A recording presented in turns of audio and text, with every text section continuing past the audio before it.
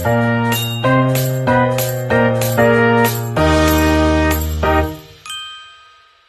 malam Bu, izin perkenalkan nama saya Preti Elizabeth Utapia, kelas 31 3 TK dengan NIM 013. Di sini saya akan menjelaskan tentang soal kuis. Nomor 1, buatlah kelas diagram dari studi kasus dengan 4 nama kelasnya, yaitu mahasiswa, petugas, kelas peminjaman, dan kelas buku. Mahasiswa,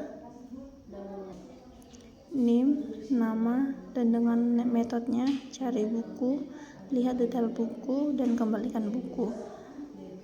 Petugas, NIM, jabatan, dengan metodenya setuju peminjaman, tolak peminjaman, lihat laporan peminjaman.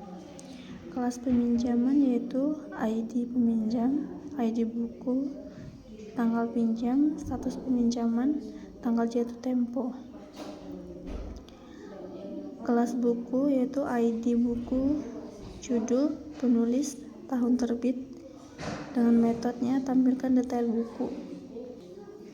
Relasi mahasiswa kepada petugas yaitu banyak mahasiswa dapat dilayani oleh satu petugas. Mahasiswa kepada kelas peminjaman yaitu banyak mahasiswa dapat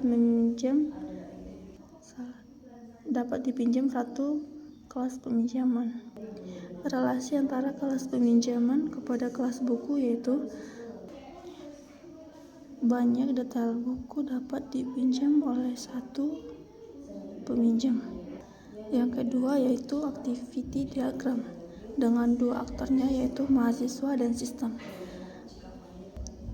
Start di mahasiswa yaitu mahasiswa login, lalu masukkan email dan password, lalu masuk pada sistem melakukan validasi. Jika benar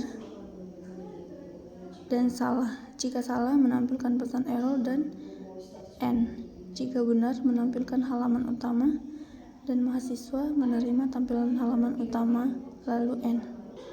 Activity yang kedua yaitu proses peminjaman buku dengan 3 aktornya yaitu mahasiswa, sistem, dan petugas.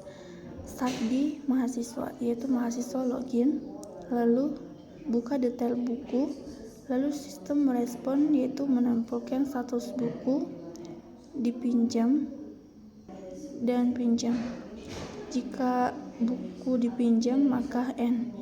Jika pinjam, mahasiswa menekan tombol pinjam buku, lalu sistem merespon dengan membuat permintaan peminjaman, lalu mengirim notifikasi kepada petugas menerima daftar permintaan peminjam, lalu sistem membuat record loan, lalu mengubah status buku dan mengirim notifikasi sukses kepada mahasiswa, dan mahasiswa menerima notifikasi sukses, lalu N. Soal yang ketiga yaitu sequence diagram, yaitu proses login. Di sini ada pengguna, halaman login, menu pemeriksa buku, proses data buku, dan data buku. Yang pertama yaitu login, lalu memasukkan kata kunci kepada menu pemeriksa buku, lalu proses permintaan perizinan kepada proses data buku, lalu mengakses data buku.